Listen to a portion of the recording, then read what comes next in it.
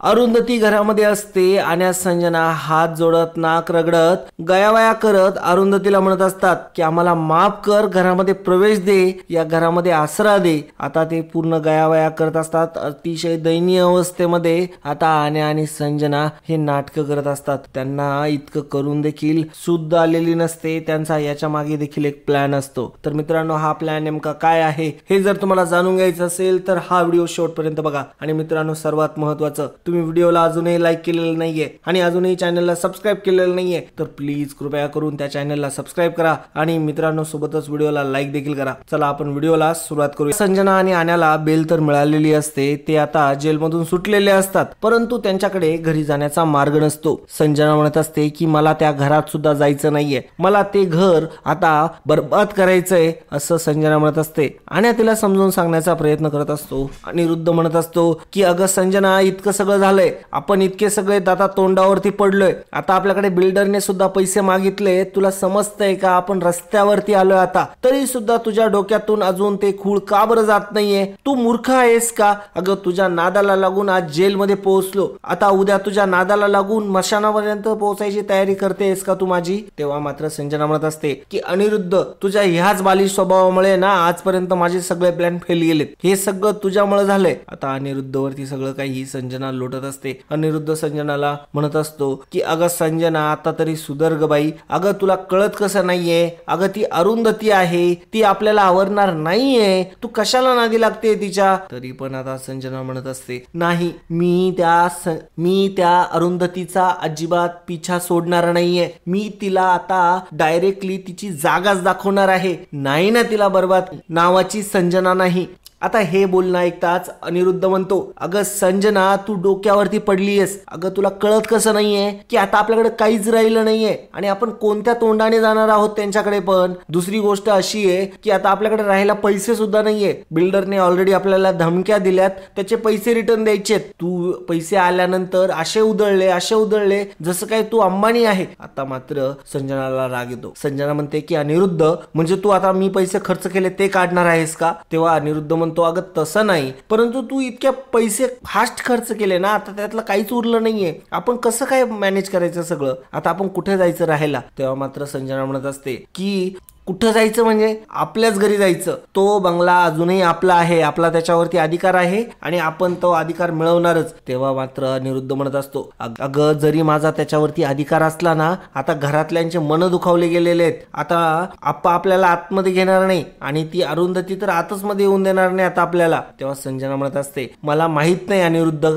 तुला जे करायचं ते कर, परंतु मी तिथंच जाणार आणि मला तिथंच राहायचंय आणि मला आता तो समृद्धी बंगला तर पूर्णपणे बर्बादच करायचा, त्याच्याशिवाय मी आता शांतच बसणार नाहीये। आता मात्र संजनाला पूर्णपणे राग आलेला असतो। संजना पूर्ण अशा मशाली सारखी भडकत असते। संजनाला खूप जास्त राग येत असतो की कशा प्रकारे आतापर्यंत तिचा पराभव झाला, तिला सगळं काही आठवत असतं। संजनाला आठवत असतं की कोर्टामध्ये कशा प्रकारे अरुंधतीचे पॉइंट हे मुद्देसूद होते आणि संजनाला तिथे बेइज्जत करण्यात आलं होतं। संजनाला तेही आठवत असतं की तिने कशा प्रकारे अरुंधती अप्पांवरती हल्ला केला होता आणि ही गोष्ट कोर्टामध्ये प्रूव्ह झाली होती आणि ह्या सगळ्या गोष्टी आता तिला आठवत असतात। सुरुवातीची तिला ही गोष्ट आठवत असते की पहिल्याच दिवशी ज्यावेळेस केस सुरूही झाली नव्हती आणि पहिलीच दिवस होता, त्या दिवशी मात्र संजनाला जे काही अरुंधतीने म्हणलेलं असतं तेच सत्य तिने करून दाखवलेलं असतं। संजनाला आता अरुंधतीचा खूप राग येत असतो। ती म्हणत असते की या अरुंधतीची इतकी मजल कशी काय गेलीये की हिने मला चॅलेंज केलंय आणि आता मला हिला चॅलेंज पूर्णच करायचंय आणि आता मला हिची वाटच लावायची आहे, त्याशिवाय मी गप्प बसणार नाही, भले मला याच्यामध्ये काहीही गमवावं लागलं तरी चालेल, माझ्याकडे आहेच तरी काय गमवायला, आता मी आता 100% आणि अरुंधतीला भिडणार असं म्हणत संजना आता त्या घरामध्ये बदल्याच्या भावनेने घुसणार असते। अनिरुद्ध आणि संजना ज्यावेळेस घरामध्ये घुसतात त्यावेळेस मात्र अनिरुद्धला भरपूर टेन्शन येत असतं की संजना आता पुन्हा काहीतरी बोलेल आणि मग घरामध्ये जे घेणार असतील ते सुद्धा आपल्याला घेणार नाही। तर अनिरुद्ध आणि संजना संजना हे दोघेही घरी आलेले असतात. समोर आता अरुंधती घरच्यांशी सगळ्यांशी बोलत असते. अनिरुद्ध आणि संजना हे दोघेही अरुंधतीच्या समोर येतात. अनिरुद्धला आणि संजनाला बघून अरुंधती उठते. तेव्हा मात्र आता ते दोघेही हात जोडून गायावाया करायला लागलेले असतात. अनिरुद्ध विचार करत असतो की संजनाने चक्क अरुंधती समोर हात जोडले. बरं एवढंच नाही तर संजना डायरेक्टली आता अरुंधतीच्या पाया पडते आणि म्हणते की मला काही करून वाचव, मी त्या जेलमध्ये सडू नाही शकत आणि मला आता बेल मिळाली आहे, मला याच्यातून बाहेर निघायचं आहे, माझ्याकडून खरंच खूप मोठी चूक झाली आणि मी जे काही केलं ना त्याचं मला पश्चाताप आहे. तेव्हा आता अरुंधती संजनाकडे खूप रागाने बघत असते. अनिरुद्ध विचार करत असतो की ही आता बाहेर मला एक बोलत होती, आता मात्र इथे एक वेगळंच करू राहिली आहे, नेमकं हिच्या डोक्यात चाललंय काय. बरं जाऊ दे, जे करते ते चांगलंच करते, जेणेकरून या घरात राहायला तरी मिळेल असं आता अनिरुद्ध म्हणत असतो. तेव्हा मात्र अरुंधती विचार करत असते की हे आता इकडे जेलमध्ये शिक्षा भोगून आले, म्हणजे यांना चुकीची जाणीव झाली असणारे, चूक केल्याचा त्यांना एहसास झाला असणारे, आता हे सुधारतील असं तिला वाटत असतं. ती आता आई अप्पांकडे बघू लागते. संजना मात्र पूर्ण गयावया करत असते. आता संजनाला आठवत असतं संजनाचं मात्र मन साफ नसतं. घरामध्ये शिरण्याचा तिचा उद्देश हा खूप वाईट असतो. तिने आता ठरवून घेतलेलं असतं की आता मला या घरामध्ये घुसून या अरुंधतीची आणि या घरातल्या सगळ्यांची वाट लावायची आहे आणि आता तिच्या मनात हेच काळ शिजत असतं. परंतु आता अनिरुद्ध आणि संजनाचं असं गयावया करतानाचं रूप बघून अरुंधतीला दया येते. आता ती आप्पांकडे आणि आईकडे बघत असते. त्यांना देखील आता या दोघांची दया येत असते. परंतु आप्पा म्हणतात की नाही, मी यांना घरात राहूच देणार नाही. त्यावेळेस मात्र आता अनिरुद्ध म्हणत असतो की आप्पा माझ्याकडून खरंच चूक झाली, मी चुकलो, मला माफ करा. तेव्हा मात्र आप्पा म्हणतात की हा असंच म्हणतो, प्रत्येक वेळेस याच्या चुका पोटात घातल्यात मी, परंतु आता नाही, आता याची कोणतीही चूक मी पोटात घालणार नाही आणि मला आता काही सांगायचं नाहीये, आता याला पहिलं याच्यात घराच्या बाहेर काढा असं आप्पा म्हणत असतात. तेव्हा मात्र अनिरुद्ध हा अरुंधतीला म्हणत असतो की तू सांग ना आप्पांना समजावून, तुझं ते नक्कीच ऐकतील, तू काहीतरी कर ना प्लीज, आम्हाला या घरामध्ये ठेव, आता आम्ही कुठे रस्त्यावरती राहू का. अगं तेव्हा मात्र अरुंधती म्हणते हा पूर्णपणे आप्पांचा आणि आईचा निर्णय आहे, तुम्ही त्यांच्या घरात राहायला येताय, तुम्ही त्यांचीच परवानगी घ्या, माझं काहीही म्हणणं नाहीये. आप्पा जे निर्णय घेतील तो मला मान्य असेल, मी याच्यामध्ये कोणताही हस्तक्षेप करणार नाही असं आता अरुंधती म्हणते. अरुंधतीचं हे ओपन स्टेटमेंट ऐकून आता अनिरुद्धला धक्का बसतो. अरे जर मित्रांनो तुम्ही हा व्हिडिओ इथपर्यंत कंटिन्यू बघितलाय तर तुम्ही ठरला आहात लकी विनर, कारण की मित्रांनो तुम्हाला मिळणार आहे नाती मराठी या चॅनल कडून एक भव्य आकर्षक गिफ्ट जिंकण्याचा मौका. तर मित्रांनो तो मौका गमावू नका. त्यासाठी करायचं इतकंच आहे, हा व्हिडिओ शेवटपर्यंत बघायचा आहे. कमेंट बॉक्स मध्ये कमेंट करायचं आहे तुमचा आवडतीचा रंग, जेणेकरून तुमचं गिफ्ट त्या रंगाचा आम्हाला पाठवता येईल आणि सोबतच तुम्हाला तुमचं मनोगत देखील लिहायचं आहे. तुम्हाला हा व्हिडिओ कसा वाटला, आता अरुंधतीने नेमकं काय केलं पाहिजे पुढे याच्या बाबतीतला सल्ला किंवा कोणतीही गोष्ट तुम्ही कमेंट बॉक्स मध्ये कमेंट करू शकता. सर्वात महत्त्वाचं एवढंच आहे की हा व्हिडिओ पहिल्यापासून शेवटपर्यंत बघायचा आहे, व्हिडिओला कोणत्याही परिस्थितीत लाईक करायचं आहे, चॅनलला सबस्क्राईब करायचं आहे, हे मात्र विसरायचं नाहीये. तर मित्रांनो वाट कसली बघताय, लगेच जाऊन सबस्क्राईब करा. धन्यवाद. अनिरुद्ध विचार करतो की आता काय आपलं या घरामध्ये येणं शक्य नाहीये, कारण की आई आणि आप्पा लवकर ऐकणार नाही. आता अनिरुद्ध विचार करतो आईला जर ब्लॅकमेल केलं तर आता शक्य होईल हे सगळं असं त्याला वाटू लागतं. मग तो एक आयडिया करतो. अनिरुद्धने आता प्लॅन बनवलेला असतो की मी आईला जरा ब्लॅकमेल करतो आणि मग तो आता आईकडे येतो. आईला म्हणत असतो की माझ्याकडून चूक झाली, मी चुकलो, या संजनाच्या नादी लागून मी हे सगळं केलं, माझ्या मनात मात्र असं काहीही नव्हतं, तुला चांगलंच माहिती आहे ना आई. आता अशी गायवाया करायला लागलेला असतो आणि म्हणत असतो की या संजनाच्या डोक्यात कुठून काय काळं शिरलं होतं काय माहिती. तेव्हा आता संजना म्हणत असते की मलाच माहित नाही, मी असा विचार का बरं करायला लागले होते, खरंच आई आप्पा माझ्याकडून चूक झाली, मला खरंच समजत नव्हतं मी काय वागते, मी मूर्ख होते, मी बावळट होते. आता ती स्वतःचं तोंड जोडून घेत असते. आई आप्पांना खरंच वाटत असतं की स्वतःचं तोंड जोडून घेतेय, याचा अर्थ हिला स्वतःला त्रास होत असेल याचा, आणि म्हणूनच आता ही तोंड जोडून घेतेय असा आता गैरसमज आई आप्पांना व्हायला लागतो. आप्पा म्हणत असतात की मी कशावरून विश्वास ठेवू की पुन्हा तुम्ही हे नाटक करणार नाहीत म्हणून. तेव्हा मात्र संजना आणि अनिरुद्ध दोघेही म्हणतात की तुम्ही आम्हाला हवी ती शिक्षा द्या, त्यानंतर आम्हाला ती तयार असेल आणि ती मान्य असेल, परंतु आता आम्हाला या घरामध्ये राहू द्या अशी विनंती आता ते दोघं करू लागतात. तेव्हा आता आप्पांना अरुंधतीच म्हणते, आप्पा तुम्ही काळजी करू नका, यांनी कितीही नालायकपणा केला ना तर मी भक्कम आहे, मी खमकी आहे तुमच्या सोबत, यांना घ्या घरामध्ये, यांना त्यांची लायकी तर कळाली आहे परंतु यांना त्यांच्या लायकीतच ठेवावं लागेल आपल्याला, असं आता ओपनली डायरेक्टली अरुंधतीने हे बोललेलं असतं. संजनाने मात्र लगेचच रागाने अरुंधतीकडे बघितलेलं असतं. अरुंधतीला लगेच लक्षात आलेलं असतं की संजनाने माझ्याकडे रागाने बघितलंय आणि आता यांना काय यांची अवकात कळालेली नाहीये या गोष्टीचा डाऊट काही क्षणासाठी आता अरुंधतीच्या मनात येतो. परंतु संजना लगेच गयावया करायला लागते आणि म्हणते की हो आमची लायकीच खराब आहे, आम्ही वाईट आहोत आणि असं भरपूर काही बोलायला लागलेली असते आता संजना. आणि अरुंधतीकडे बघतच ती म्हणत असते की माझं चुकलं, माझं खूप मी वाईट वागले, माझ्यासारखी कोणतीही स्त्री असं वागू शकत नाही, आता या गोष्टीची मला जाणीव झाली आहे आणि मी एक खूप राक्षसी कृत्य केलंय याची मला जाणीव आहे, मी पुन्हा कधीही असं वागणार नाही, या घरामध्ये फक्त पडून राहील, सगळे कामं करीत, असं आता भरपूर काही संजना बोलायला लागलेली असते. संजना अशी खाली आलेली या गोष्टीवरती मात्र अरुंधतीचा विश्वास नसतो. अरुंधतीला माहित असतं संजना जेलमध्ये असताना माझ्याशी काय बोललेली असते, तिला आठवत असतं. संजना म्हणालेली असते की मी एकदा या जेलमधून बाहेर सुटू दे मग मी तुझा भेद बघते. आणि तेव्हा आता अरुंधती म्हणालेली असते की हो बघ तुझी लावायची ती ताकद लावतो. परंतु आता जेव्हा जेलमधून सुटून बाहेर आल्यानंतर संजना तिथं आलेली असते त्यावेळेस मात्र आता खूप जास्त गयावया करत असते. हे बघून मात्र अरुंधतीला खूप विशेष वाटत असतं. अरुंधती विचार करत असते की या बाईमध्ये एवढा डिफरन्स कसं काय आला आणि असं कसं काय होऊ शकतं, या बाईला नक्कीच काहीतरी करायचं आहे, हिच्या मनामध्ये काहीतरी काळं बेरं आहे हे आता अरुंधतीच्या लक्षात आलेलं असतं. दुसरा दिवस उजाडतो. त्या दिवशी सगळेही आता रात्री झोपी जातात. अरुंधती संजनाला घरामध्ये प्रवेश दिला जातो. ते दोघेही त्यांच्या रूम मध्ये जातात. रूम मध्ये आल्यानंतर संजनाला आता आण्या म्हणत असतो काय ग तिकडे तर लई नाटकं करत होती, लय वरवरच्या बाता करत होती, लय काय काय बोलत होती आणि काय ग आता इथं आली सगळी बदललीस तू. तेव्हा मात्र संजना म्हणते अनिरुद्ध मी तुझ्यासारखी मूर्ख नाहीये, मला कळतं कुठं बदला घ्यायचा आणि कुठं नाही आणि कशा प्रकारे वागायचं, तुला त्याबाबत काही अक्कल नाहीये, त्याच्यामुळे आपण सतत फसत असतो, तुझ्या मूर्खपणामुळे या सगळ्या गोष्टी होत असतात, या गोष्टीची जरा जाणीव ठेव, भान ठेव जरा या गोष्टींचं. असं बोलत असताना मात्र आता संजनाच्या या सगळ्या गोष्टी अनिरुद्धला लागत असतात. अनिरुद्ध म्हणतो की तू असे छक्के पंजे खेळते ना म्हणूनच आपल्यासोबत असं वाईट होत असतं, तू जरा सुधर, आता तरी आपण नीट राहू, या घरात चांगले राहू, निदान राहायला तर घर मिळेल, नाहीतर नंतर आपल्याला घरात मध्ये हिस्सा सुद्धा भेटणार नाही. आता अशा बऱ्याचशा गोष्टी बोलल्यानंतर अनिरुद्ध म्हणत असतो की आता पैसे पण राहिलेले नाही आपल्याकडे आणि आता आपल्याकडे भीक मागायची वेळ आली आहे, आता त्या बिल्डरचे पैसे द्यायचे कुठून. तेव्हा मात्र आता संजनाच्या ट्यूबा पेटा त्या संजना विचार करते की अरे हो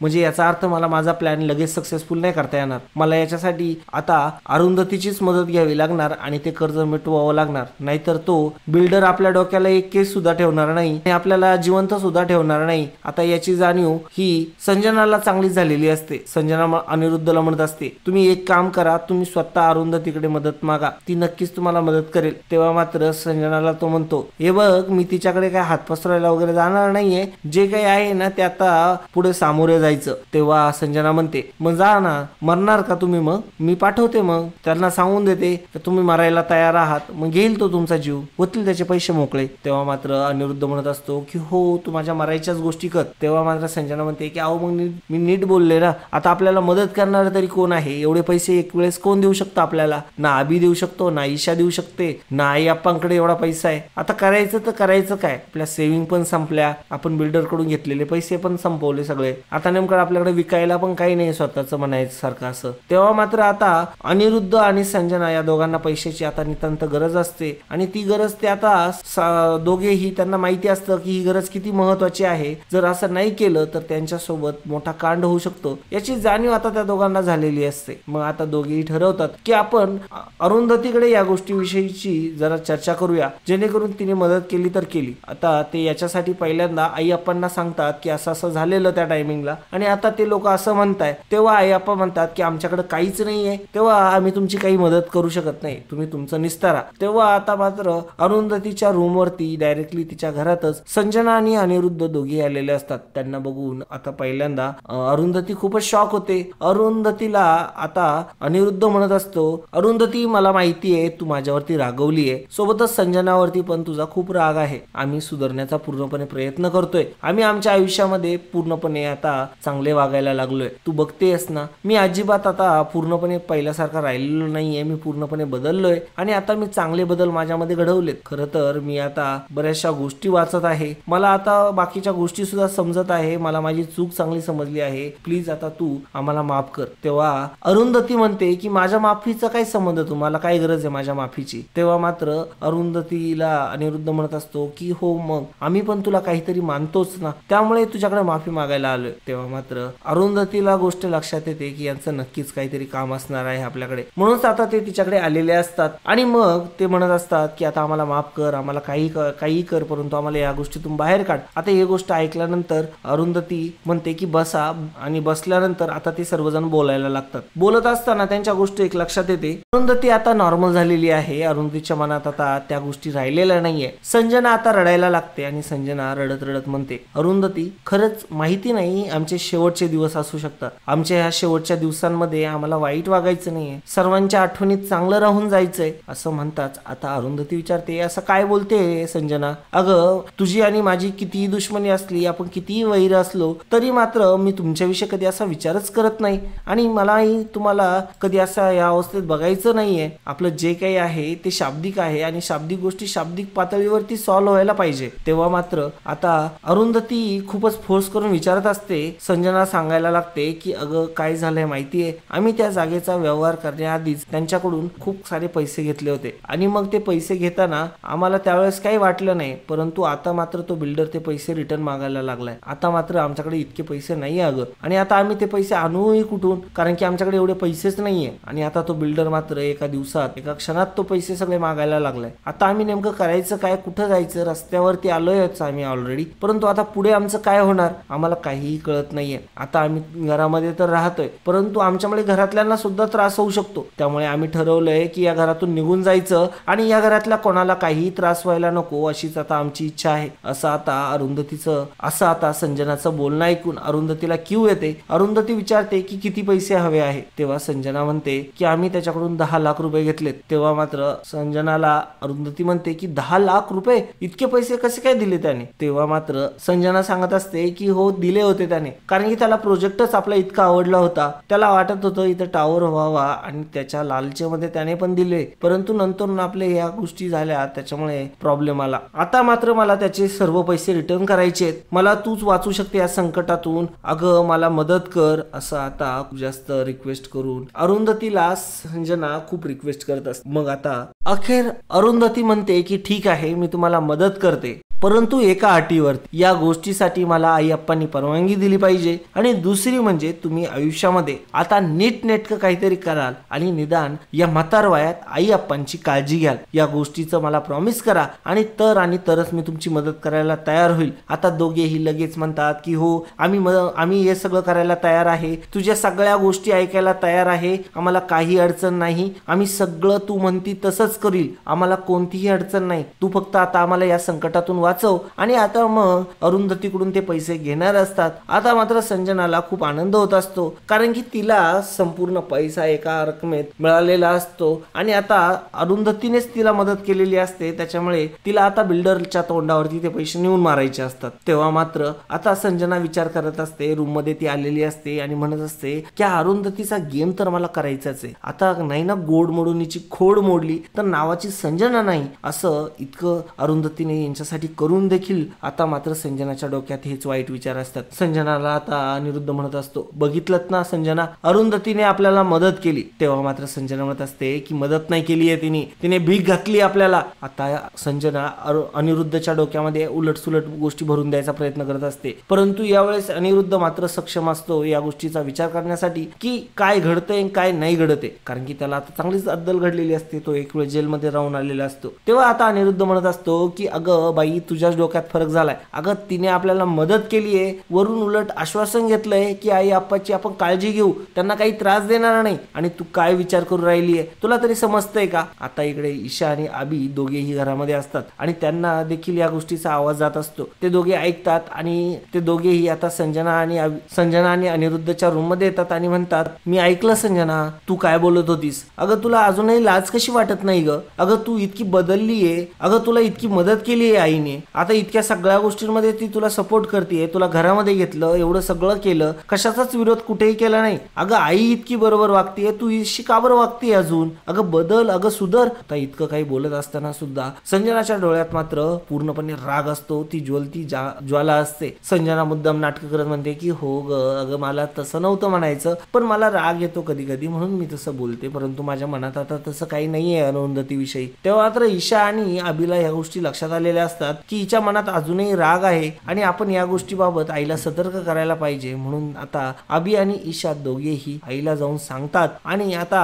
यशला सुद्धा कळतं की याच्यामध्ये आता नेमका कोणाचा हात आहे. यशला देखील लक्षात आलेलं असतं की संजनाचं डोकं कसं चालतंय आणि संजना काय काय लेवल पर्यंत करू शकते याचा अंदाज देखील आता यशने घेतलेला असतो. यशला खूप वाईट वाटत असतं. यशला गोष्ट लक्षात आलेली असते की आईने चूक केली यांना मदत करून, परंतु आता आईला तो म्हणायला जातो तेव्हा अरुंधती म्हणते की अरे जाऊ दे रे, हे बघ शेवटी त्यांच्या जीवावरती प्रश्न आला होता आणि मला माहिती आहे त्यांच्या मनांमध्ये आपल्याविषयी काही जागा नाहीये, परंतु कोणाचा तरी जीव वाचत होता म्हणून मी पैसे दिले आणि मला यांचं खरं रूप काय माहित नाहीये का, नको विचार करू, इतका जाऊ दे, सोड, इतका पैशाचा विचार नसतो करायचा. तेव्हा मात्र आता यशला सुद्धा ऐकावं लागतं. इकडे आई अप्पांना जेव्हा कळतं की अरुंधतीने पैसे दिले तेव्हा मात्र अप्पा मात्र चिडलेले असतात, म्हणत असतात की अरुंधतीला काय गरज होती एवढे पैसे द्यायची, अगं घरामध्ये दुसऱ्या काही गोष्टी कमी आहे का याला मदत करायला आपण निघालोय, नको करू त्याला मदत, असं आता आपण म्हणत असतात. परंतु आता अरुंधतीने मदत तर केलेली असते. तेव्हा आपण म्हणतात की खरंच कोणी असावं ना तर अरुंधती सारखी इतकी मोठ्या मनाची बाई मी या जगात पाहिलेली नाहीये, मला अशी मुलगी मिळाली आहे, देव करू सगळ्यांनाच अशी मुलगी मिळो, आणि असं म्हणून आता देवाला ते प्रार्थना करत असतात आणि आई सुद्धा हीच प्रार्थना करतात आणि म्हणतात खरंच आजपर्यंत